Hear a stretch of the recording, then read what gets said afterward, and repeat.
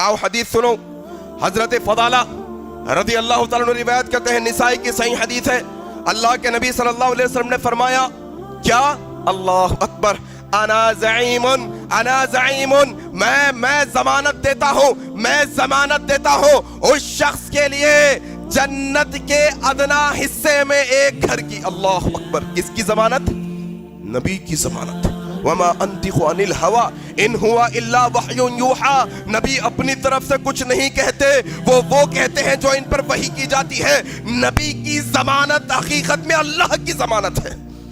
अना ज़ईमुन, मैं जमानत देता हूँ उस शख्स के लिए जन्नत के अदना हिस्से में एक घर की। मैं जमानत देता हूँ जन्नत के दरमियानी हिस्से में एक घर की।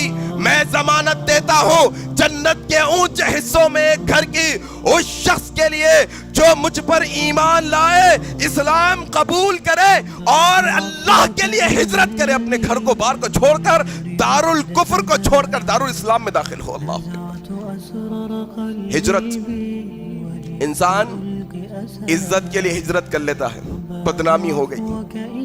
इंसान लूट मार के हिजरत कर लेता है, इनका माल हड़प लिया, उनका माल हड़प लिया, फिर हिजरत कर लिया। इंसान पैसे की कमाई के लिए हिजरत कर लेता है, फलाना जगह जाऊंगा, हिजरत करूंगा, पैसा कमा कर। इंसान औरत के लिए हिजरत कर लेता है, नहीं, यहां पर है अल्लाह के लिए।